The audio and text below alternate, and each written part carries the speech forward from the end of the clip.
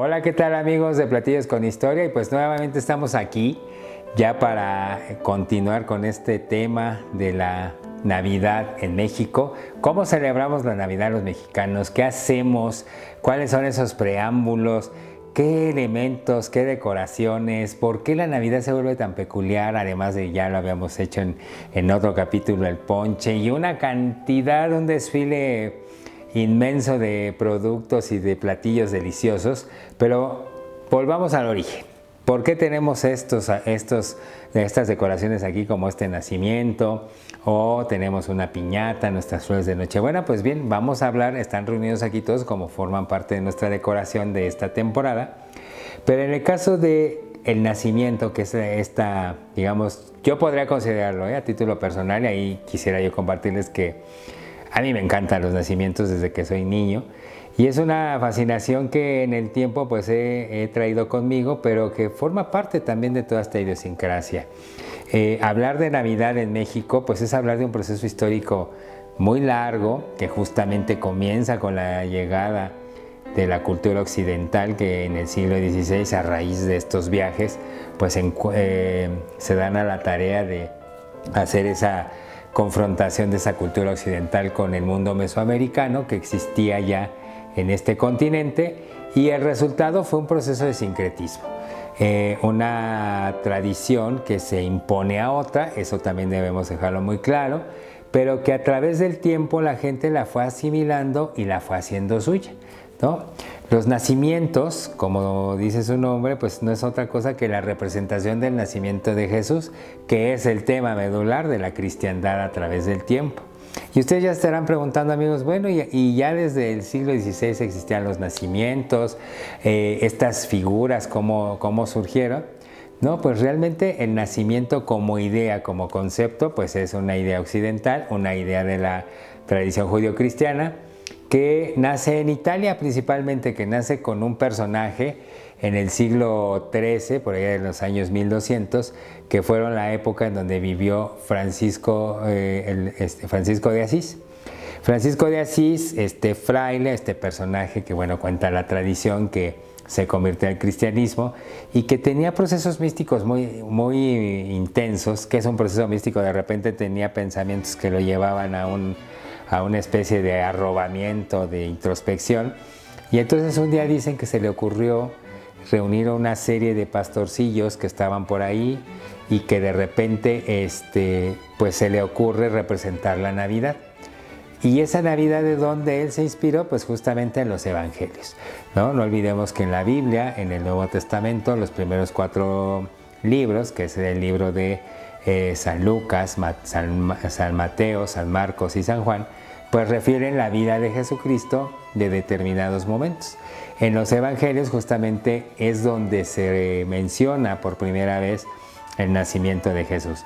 Y cuenta la tradición que Jesús de Nazaret, su origen, pues nace, y justamente esta idea de representación se cuenta ahí en los evangelios, y ustedes lo pueden consultar, que un ángel que los iba acompañando a sus padres, José y María, pues los iba guiando, y que según la imposición de Roma se tenían que ir a empadronar, y obviamente al mover tanta gente, pues resulta que de repente pues no había lugar para poderse albergar. Entonces se cuenta en la tradición que Jesús nace en un pesebre.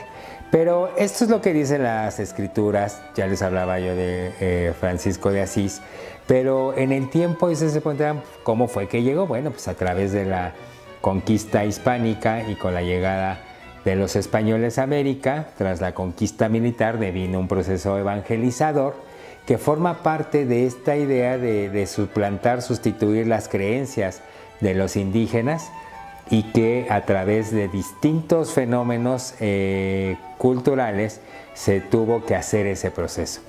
Voy a tomar las palabras de uno de mis maestros, que en algún momento, cuando hacíamos estas visitas a los conventos donde empezó la evangelización, como a Colman en el centro de México, él menciona muy claro, ¿no? Él nos dice que los frailes tuvieron que hacer circo, maroma y teatro para poder lograr evangelizar a los indígenas. Y cuando uso esta frase y el maestro se refiere a ella, es porque justamente hacer este tipo de acciones implicaba hacer cosas para lograr el convencimiento de la gente. Es decir, tampoco el proceso evangelizador fue por la fuerza, por la violencia acérrima y permanente, eso sería imposible, sino que poco a poco, a través de acciones quizás más suaves, más accesibles, más cordiales, más convivenciales, sucedió esa evangelización. Y eso sucedió en dos momentos. Primero, con la creación de teatros de representaciones como las que había hecho Francisco de Asís, o también a través de la recreación de esos momentos, de esos pasajes bíblicos, recreándolos en figurillas de barro, de pasta de caña de maíz, de madera, de muchos de los productos que en el periodo virreinal se pudieron haber utilizado en ese momento. Aquí tenemos, por ejemplo, estas piezas son cerámicas, son piezas de barro, pintadas a mano, son piezas artesanales, lo que nos dice que es una tradición que en el tiempo ha trascendido y se ha arraigado porque forma parte de las expresiones de las maneras en las que los artesanos pueden expresar su talento, sus habilidades, su capacidad no solamente figurativa, sino también pictórica, ya que al tener estas cualidades, pues los dotan de elementos genuinos, ya que cada pieza pues es distinta. Pero volvamos otra vez a qué se representa ahí, más allá del nacimiento del niño Jesús. Bueno, pues cuenta la tradición que allá en Belén de Judea, pues al no poder encontrar un lugar donde pasar la noche, estos padres, José y María, la Virgen María y San José, pues se albergan en un pesebre. El ángel que los iba acompañando, aquel ángel que le anunció a María que habría de ser la madre de Jesús, pues siempre está presente con ellos. Y justamente aquí los vemos. Y hay dos momentos muy importantes. Se dice que cuando Jesús ha nacido, pues este ángel se le presenta a los pastores y les dice que su rey ha nacido y que deben de venir a adorarle. Es de ahí que por eso vemos a estos pastorcitos que llevan presentes. ¿Qué podrían llevar estos pastorcitos humildes en ese momento? Alguna oveja, un poco quizás de leche, algo muy humilde, pero que hacen el acto de rendirle honor a su rey. Y esto tiene un simbolismo, porque todo esto conlleva una representación simbólica, es decir, esto es que es un rey, paradójicamente nace en un pesebre, es decir, en un lugar donde se resguardan animales domésticos. ¿Y cómo un rey podría nacer ahí? Pues el acto o el símbolo que nos viene a enseñar es el de la humildad. Cuenta la tradición que 3 magos venidos de Oriente ya venían siguiendo una estrella y que entonces ellos, como sabios, porque han de saber ustedes que la palabra mago es una palabra de origen persa, mago significa el que sabe, el sabio, el que tiene conocimiento. Ellos ven esta estrella, la llamada estrella de Belén, que todos conocemos y que nos han enseñado desde niños. Y entonces cuentan que al ver esta luz que ellos fueron siguiendo, esto nos hace pensar que ya venían desde hace mucho tiempo antes de que naciera. Se han explicado muchas teorías de realmente si era una estrella o era un cometa. Lo que se piensa es que era una alineación de planetas que en ese momento pues fulguraban de ese modo. Lo que sucede en el relato bíblico es que estos 3 sabios provenientes muy probablemente de Persia, ya lo había dicho, o de Bagdad, bueno, en esa época todavía se llamaría Mesopotamia, fíjense ustedes, porque también en la historia las ciudades se van llamando de maneras distintas dependiendo quién las va poblando. Pero ellos procedentes de Persia, pues se presentan ante el rey de la región. Y Herodes, que venía de una familia que no era muy querida en el entorno regional, pues ellos se le presentan y le preguntan, le cuestionan que dónde está el rey de los judíos, porque han llegado para adorarle. Y entonces, obviamente, Herodes se siente de alguna manera insultado, se siente molesto por esta situación, porque ¿cómo es que acaba de nacer un rey?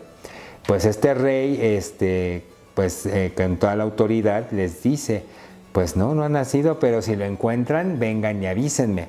Obviamente ellos se fueron, siguieron el camino de esa estrella que los llevó a ese pesebre, donde justamente le ofrecen 3 presentes: oro, incienso y mirra, que cada una de estas de estos tres elementos tienen también un significado muy importante. Ya les había hablado de la humildad con la que este Rey de Reyes nace en un pesebre, que vienen los humildes, vienen los pastores a recibirle, pero también por qué tres reyes de la más alta jerarquía vienen a ver a un niño que nació en un pesebre. Pues es justamente el otro símbolo que aquí reúne un nacimiento. Es decir, estos reyes se están sometiendo, se están subordinando, dejando de lado su dignidad, su autoridad, su sabiduría. Es más, toda ella se somete a la presencia de Dios que en este pesebre ha nacido. Por eso de ahí también un versículo bíblico que dice: porque un niño nos es nacido, hijo nos es dado, y el principado sobre su hombro llevará su nombre Jesús, porque justamente es un príncipe.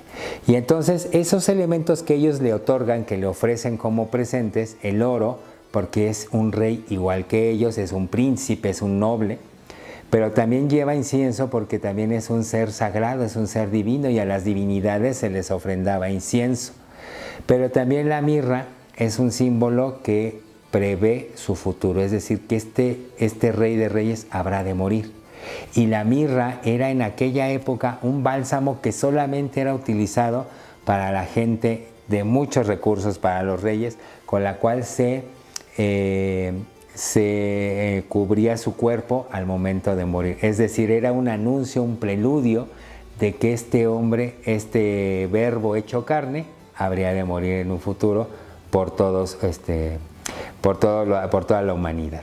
De este modo, entonces, aquí reunido en esta narrativa, fue traída a América y trascendió en el tiempo a través de la cultura en México en algo que le conocemos como sincretismo cultural.